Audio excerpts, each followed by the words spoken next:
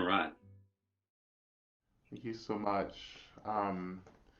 And thank you to everyone who has gathered virtually to share this space, as well. It's such an honor to be hosted by Banyen Books and to have the special time to talk about, things that are, have been really important for me in terms of writing Love and Rage, uh, The Path of Liberation Through Anger. The book really came out of a very similar time 4 years ago, actually, um, during the 2016 elections here in the States, and the post election period where many of us were feeling enraged, really, um, um, at this reality that we were moving into, you know. And as a teacher, as a spiritual teacher, um, really a lot of people kept coming to me and asking me, okay, what do I do with the anger? How do I transform it? How do I shape it? How do I move this energy through my experience? And I would find myself spending a lot of time um, helping people to process through the anger and supporting folks with practices, contemplative based practices to help work with the anger. Um, I wasn't interested in writing a book about anger. I, on one hand, felt that there were plenty of resources out there um, to support folks around anger, you know. But then on the other hand, um, I just had this really strong intuition that the book that I would personally benefit from wasn't quite in the world yet, and that I I would be responsible for writing the book that would help people like me, coming from the same identity locations as myself. And so that that intuition really started motivating me, and I finally kind of opened to the prospect of writing a book on anger. And of course, Love and Rage was the title that kind of formed in my experience. Um, because I wanted to talk about anger, but I knew I needed to talk about the love. I knew that for me in my practice, love is what cares for my anger.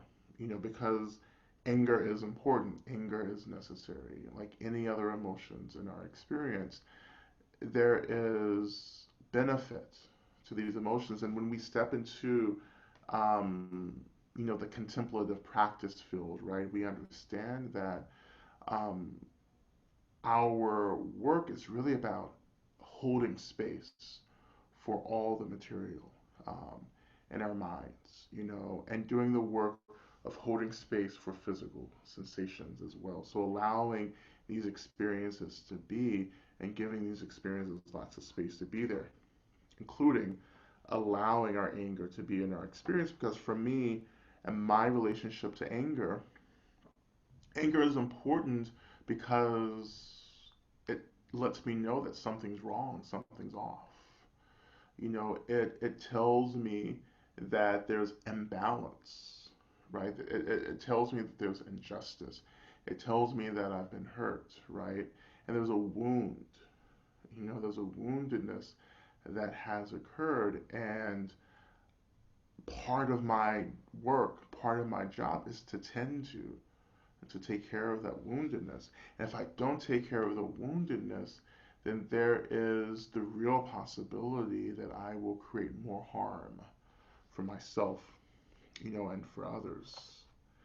Um, Let me just, for our time together, I will be reading selections from from Love and Rage.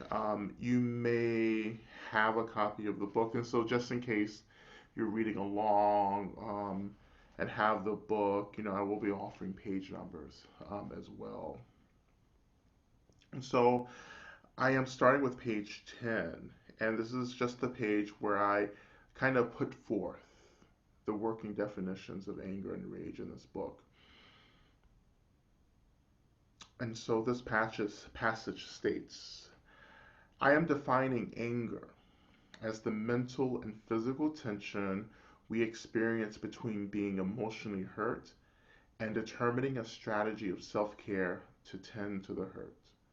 From this tension, aversion and rigidity arise, resulting in the expression of aggression, whose energetic force distracts us from self-care into self-protection, often resulting in violence. Anger and rage are expressions of the same experience of being hurt. And the tension from needing to care for ourselves while also trying to figure out how to be safe. Although we may assert that rage is more intense than anger, I would rather point out that rage is an experience of anger wherein we lose a sense of self and an awareness of anything outside of the anger. In other words, when we lose ourselves in the anger, then we have lapsed into rage.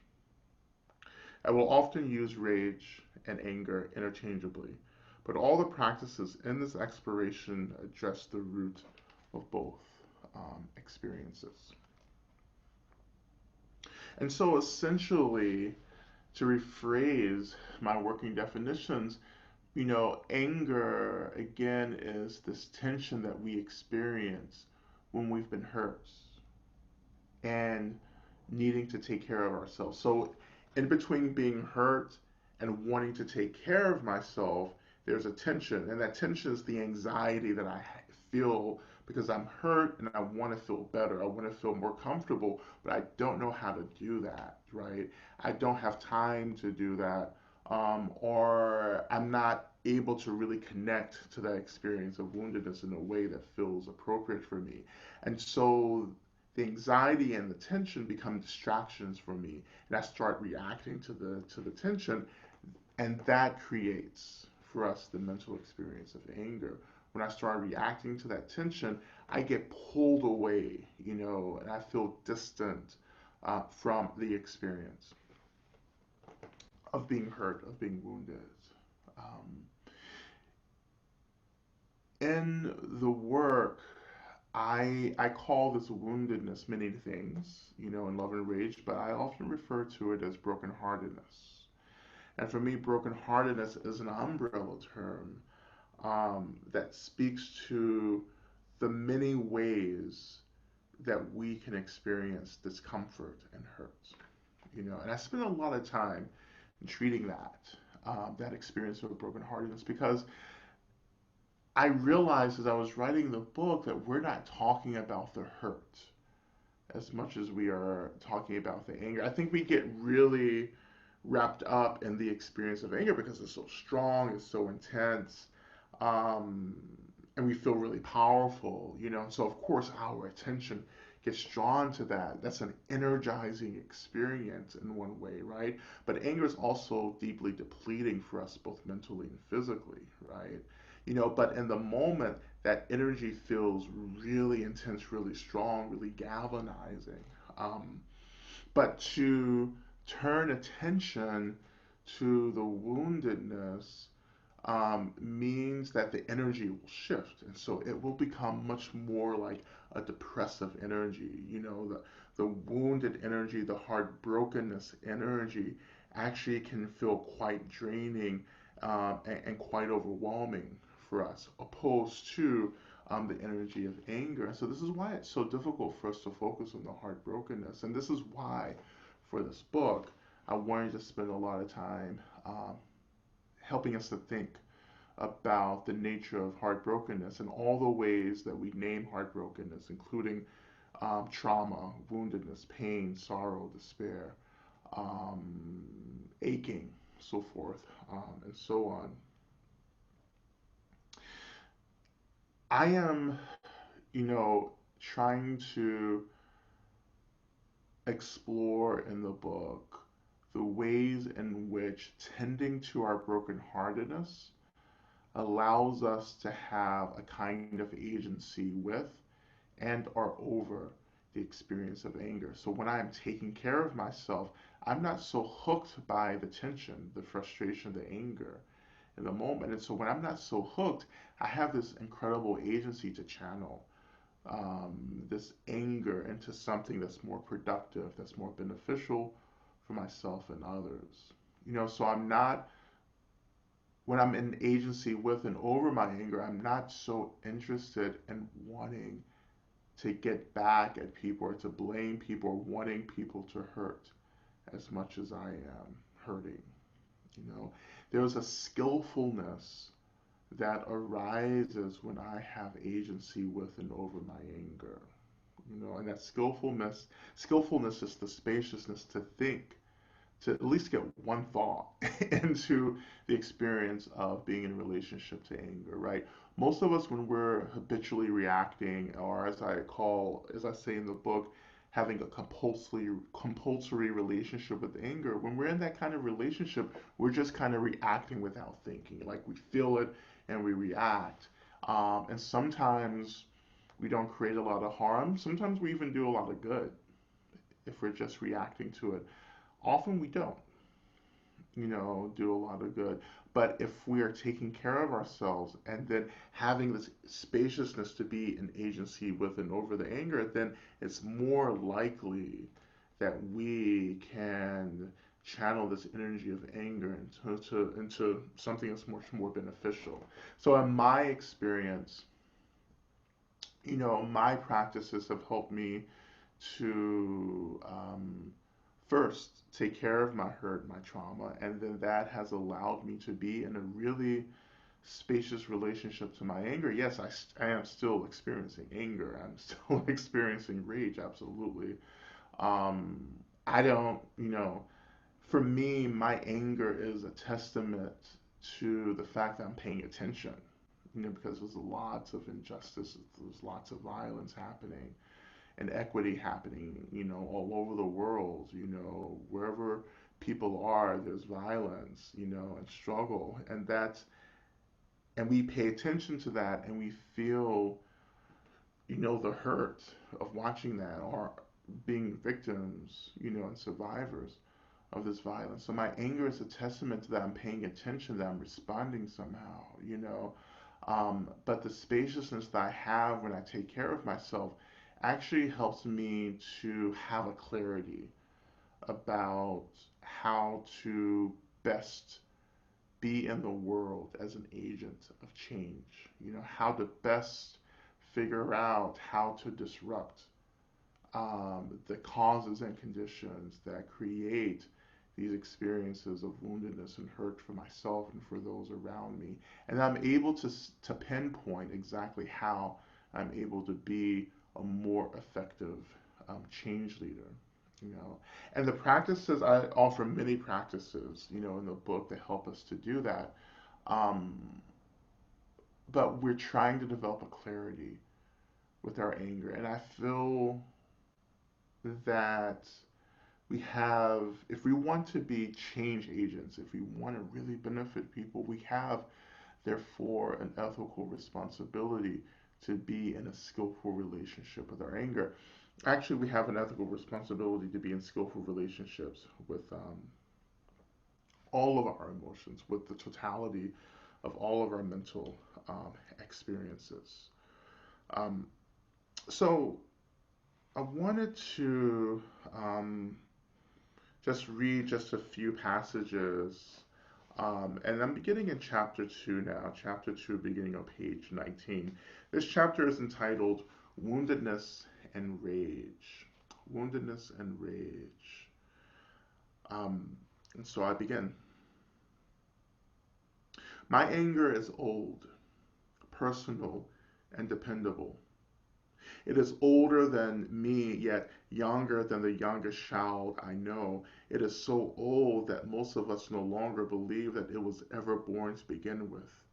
It is the primordial deity that we come to worship, thinking that somehow it will be the revolutionary leader who will set us free. And yet it is also our jealous master. Anger is actually trying to tell us something. Anger is confessing that it's not the main event. There's tension arising from my unwillingness to be with this deep sense of being hurt. When I began to look at that, one of the hardest things that I could ever admit to myself was that I was just hurt, that I wasn't just pissed off. I wasn't pissed off because of racism or homophobia or something else. I was actually deeply, deeply hurt. I was deeply in despair because of the situation. This realization just made me feel weak. And never in my life had I ever been told and ever been supported in touching deeply into this woundedness. I call it heartbrokenness. To sink beneath the anger, to move through the anger, was to recognize the anger for what it was, an indicator that my heart was broken. When I allowed myself to experience my brokenheartedness, my activism began to change. I wasn't out there in the streets any longer trying to do stuff because I was angry. I was out because I was just really hurt, and I wanted someone to recognize that. I wanted someone to recognize that for the first time, my struggle wasn't to get free or to disrupt systems. My primary struggle was to embody and communicate that I was not okay, that I was struggling to be happy, and that I wasn't, above all, being distracted by the anger. I suppose, in other words, my activism was to first to give myself permission to be free, to feel deeply into my experience so that I could enter into change, work more myself, and in deeper attunement to other people's struggle. And I will just skip ahead in this chapter.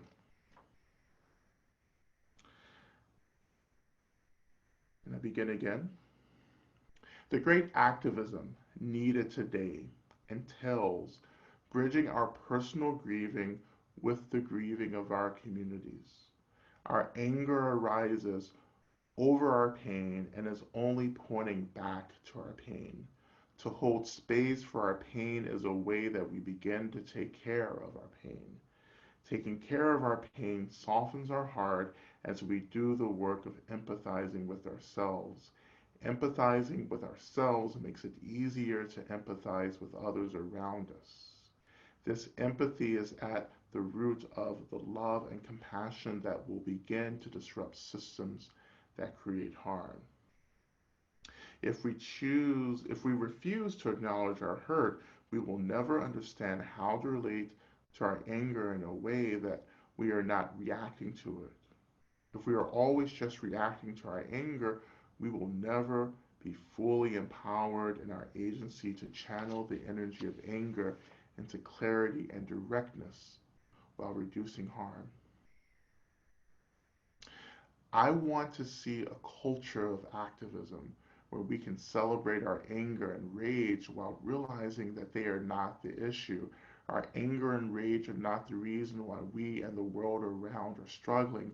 We and the world struggle because we have misused our anger by reacting to it instead of partnering with the energy of anger to address the roots of why we hurt.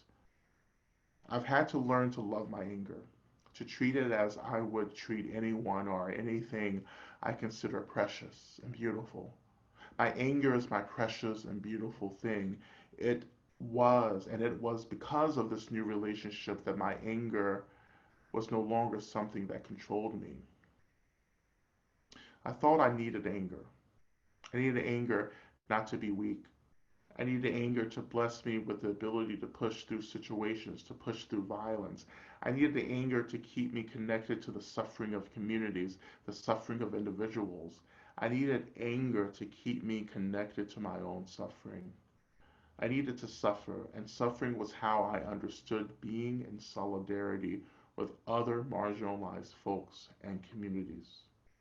There's something about our identity as activists that is so closely related to the anger that we experience. What would it look like? What would it look like if we formed our activist communities around joy, not the suffering or the anger, as a basis for our change work. You know, one of my experiences, and I talk about this also quite a bit in the book, and I talked about it in my previous book, Radical Dharma, is how so much of how and really how I was shaped by activism, and activism became a vehicle for my anger, you know, since my teens, really, and I was so deeply hurt being black and queer in the world, and kind of realizing that I was born into a situation that really didn't treat me kindly. Um, and I was so hurt by that, but I got distracted by the anger. And I channeled that anger into what I felt was beneficial, which was activism, community change, service, advocacy, right? Just helping people, right? Trying to figure out why I was hurting, the systems that created that hurt, and doing whatever I could to disrupt that, these systems, right? And in my 20s, I realized that everything that I was doing, even though it was wonderful, even though I felt like I was really doing something important to help folks, I really wasn't doing anything to tend to my woundedness, my brokenheartedness. And that's when I began to ask questions about how to care for myself, really, how to tend to the trauma, right, and the sorrow that was really getting super strong beneath the wave of anger that I was experiencing. Of course, that opened the door to meditation. I was very fortunate to be surrounded by um, so many practicing kind of Buddhists who were at the same time deeply committed to change, to activism, and to service. And my early mentors, um, I call them my elders, who were instrumental actually in teaching me about my anger. I remember two of my mentors, Kathy and Jane, and they're in their late 70s now. But I remember them at different points sitting me down, and I was in my early 20s. I was 23, 24 back then, and they would sit me down and they would just say, "Rod, you're pissed off, you're angry," you know, and I was so disconnected from anger, right? I was so distant from that experience of anger, and I would just kind of look at them and go, "I'm not angry," and when you read the book, you'll see me reflect on this. You'll read this reflection, but I was so disconnected from my anger because I realized early on in my life how I wasn't allowed to be angry. As a black man in the American South, how my anger historically had always meant violence against me, against black men and people like me, all black folks, really. And that I had to learn to hide my anger, to shield my anger. And so my strategy was passive aggressiveness. And so my passive aggressiveness was this really indirect way that I channeled anger so I didn't have to like acknowledge it, you know? Um, but I use passive aggressiveness and I justify the use of passive aggressiveness because I felt like that was how I challenged the system, or that's how I challenged unfairness and inequities in relationships, right? And so over the years leading into my mid twenties and early and mid twenties, I had convinced myself that I wasn't angry necessarily, but somehow I was still out channeling anger, and so there was a huge disconnect from me. It's so I guess what I'm articulating, and you'll read this more in the book, is that I was on one hand really connecting with the anger and being out in the streets because I was really pissed off. But when I was asked to connect to that anger, it was really difficult because there was a block in actually naming and acknowledging the experience of anger, in the moment. So I had a lot of work to do. And so I have quite a few practices in the book, and that's chapter 4. Practices that have come out of my working with my own anger that wanted to share with folks. We won't necessarily go over it in this talk tonight, um, but these practices are really about how do we notice and acknowledge anger, how do we hold space for it, and how do we rely on other sources of support to help us hold anger. Because I really, really strongly believe that when we do really intense emotional work, we need to have a lot of support, because this emotional work includes severe complex traumas, right? And so when I do this work, I am relying on supports. I call them sources of refuge.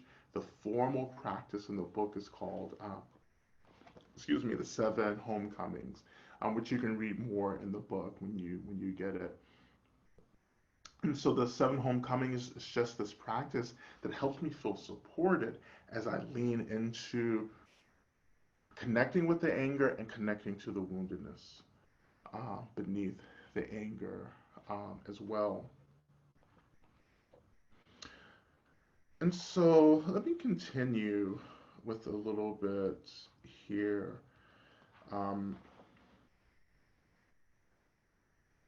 and also, just a reminder, we're going to have a period of questions. And so there is Jacob will be monitoring the questions in the chat box, but I think there is an actual question and answer chat box that you can post questions in. And so we'll get to questions in about 10 or 15 minutes or so, okay? And so I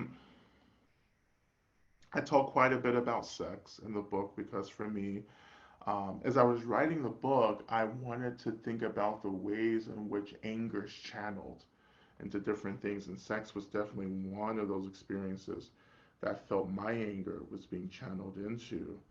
Um, and so I talk a lot about that, a lot about my personal ethics around sex and the reduction of violence in sex as well.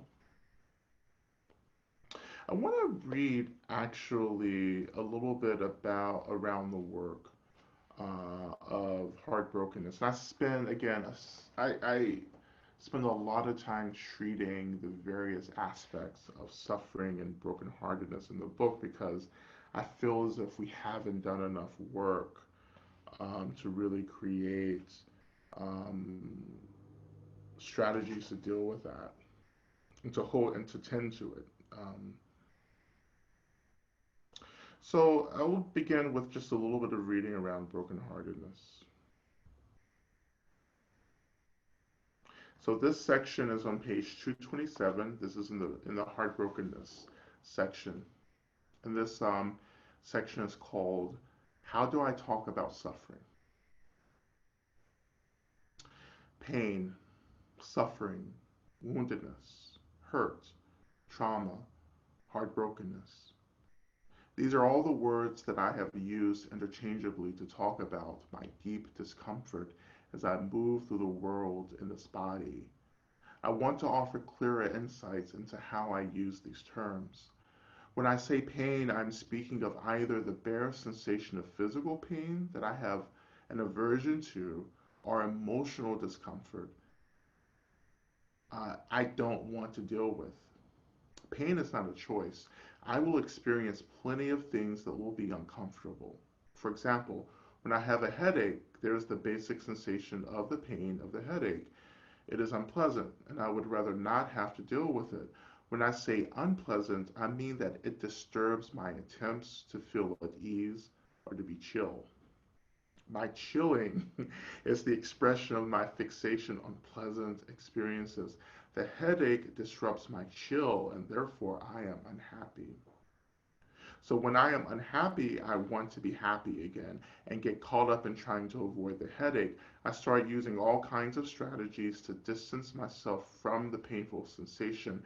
I may take some medicine or try other ways to relieve the pain, but these methods may take some time to start working.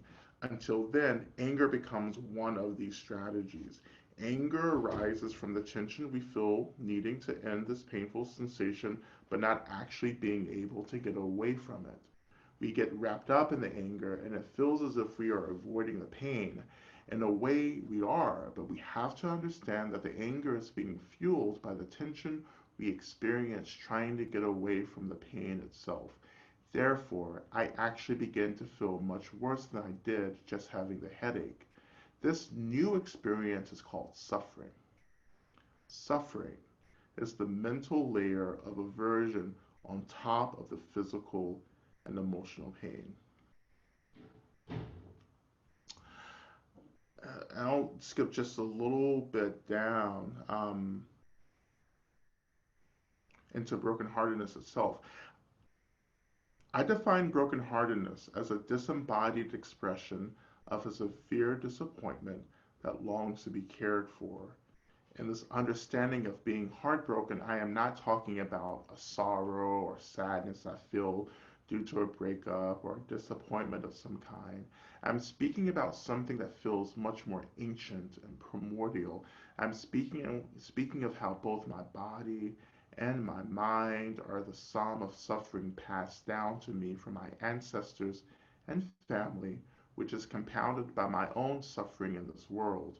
This compounded suffering has resulted in being displaced from my body because I have never had the tools to metabolize the suffering. What I long for and need above all is to return to my body, to my suffering, to take care of it as I need to be taken care of to do this work. Outside of my body, I experience a severe disappointment that is hard for me to name or see. I am so disappointed. Perhaps this is the emotion that has always been present for me. I have never not been disappointed. I remember growing up in church and being taught that this world is not our home, that this world that holds millions of black bodies is cruel. We were taught that the world didn't want us. We were taught that we were like the ancient Hebrews, the children of Israel, who wandered in the desert for 40 years until they were allowed to enter into the promised land. God was testing them. What I was taught in church was that the whole world is the desert and that we would be tested our whole lives. Heaven is our promised land. By my late teens, I couldn't stand this bullshit anymore. I deserve to have my promised land now. And I'll just read this short section here. Anger permeates the brokenheartedness in the form of resentment. I ask myself, why do I have to deal with this? I left the church resentful, asking myself if this was the best that we could do. And why did it seem like white people got to enjoy their heaven right here and now? As I sat in church listening to how we must endure this life to reach heaven, I slowly began to understand that I was being taught to let white people have their way. I couldn't help but feel as if our religion was conditioning us to be better victims of systematic racism. And it seemed as if there were white people who were only staunch supporters of black church communities because of how the black church was teaching us to internalize racism. This created a dilemma for me. On one hand, the black church was how I and many other black folks survived systematic racism, while on the other hand, I had began to feel that black Christianity was a tool offered to black folks to keep us from confronting the totality of white supremacy. Um, for me, um, as a convert to Buddhism, I intentionally left Christianity because my experience with Christianity, where I grew up in my community, no longer felt liberatory. It didn't feel freeing anymore. And it didn't help me to deal and to tend to the reality of trauma that I was experiencing.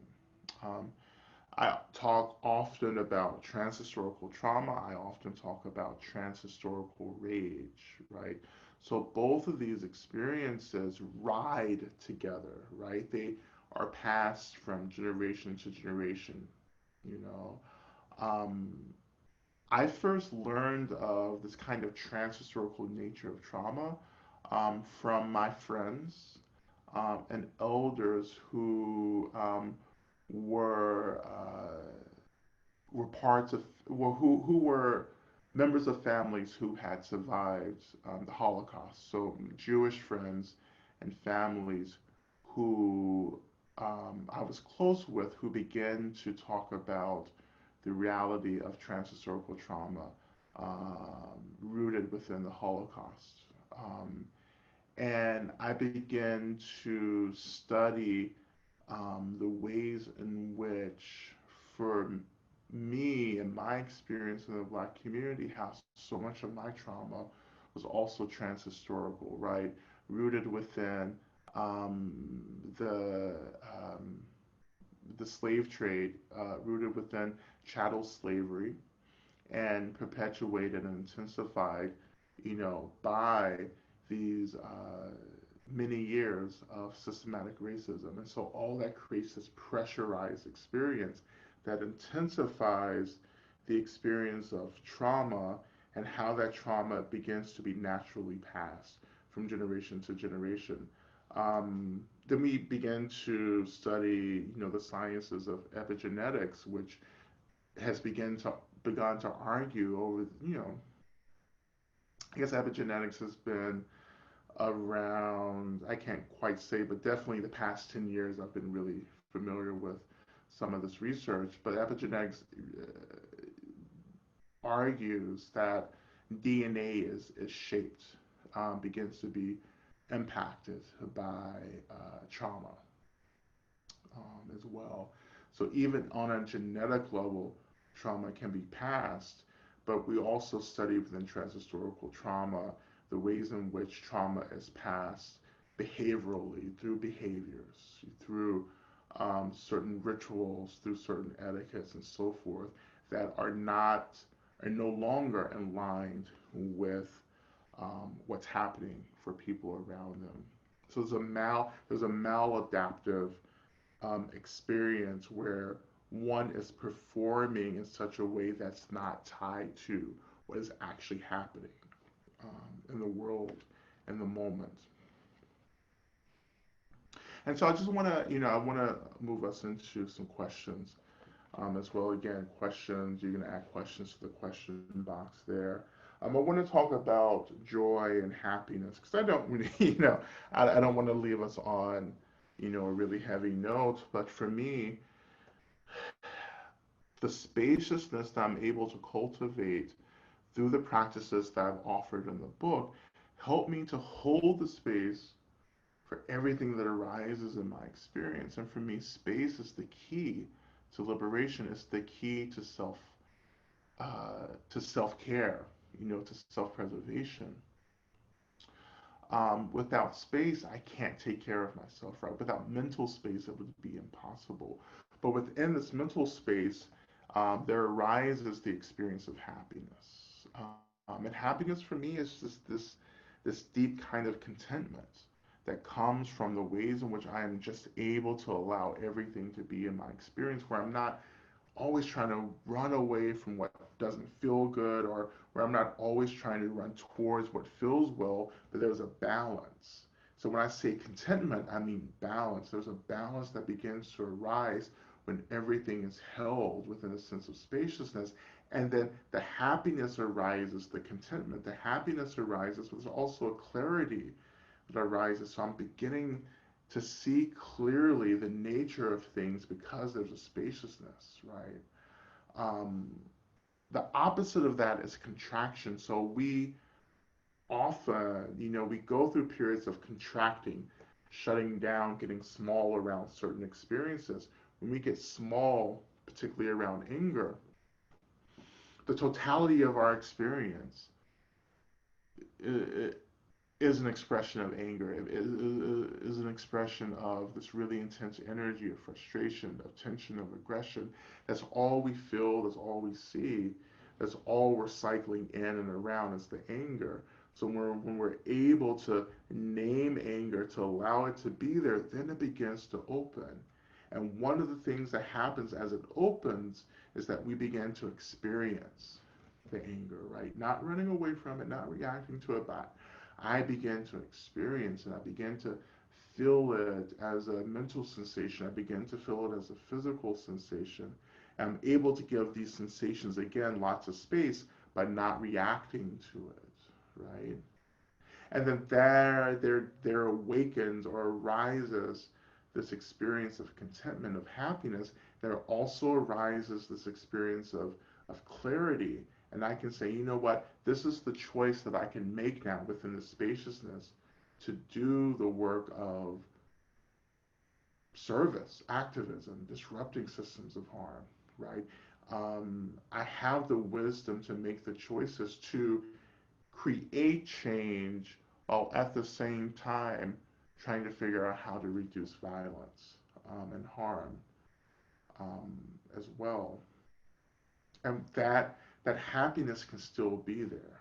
Um, I experience a lot of happiness, but I'm still also at the same time connected to the world, connected to struggle, committed to change, committed to going to the front lines of the work that I feel I'm being called to be a part of, to be of help. You know, I see the darkness, the ugliness, the struggle of the world, right? And I don't feel as if I am often overwhelmed by that darkness. Um, Matter of fact, right now, not only do I feel happy, I feel hopeful that the work that all of us are committing to and trying to engage in will indeed bring forth a new world where we all will have a place and where we all will get the resources that we need in order to be well. I feel as if that is coming. Um, and I and I'm committed to that vision. I'm committed to bringing that about. And lastly, I'll say that ancestor practice is a really important practice for me. I talk about this in the book. Um, and in my ancestor practice, I see myself as an ancestor in training. Um, and part of what it means to be an ancestor in training is preparing the world for the coming of my descendants, of those beings who will come after me. And because of that training, I feel as if I have an ethical responsibility to do as much work as I can to create a world that was that is less violent and hostile for them. In the same way my ancestors worked to create a world that was less violent and hostile for me to be in. Um, I am here because of the work my ancestors were able to do, the sacrifices they made, the offerings that they made for themselves, but for me and all those who have come after them. And so, therefore, again, my work is to prepare the world for my descendants to come. And this work of working with my mind, working with my body, doing the work of healing transhistorical trauma and transhistorical rage, the more work that I can do to heal that, to take care of that, it makes it less likely that I transfer this trauma and this rage to my descendants. So this is really important work for me. It's work that I take seriously. This is work that I will be committed to for the rest of my life. And this is the work that I hopefully have tried to articulate in this text, Love and Rage. So thank you all so much for your time. Please be well. Please be safe. Please take care of yourself.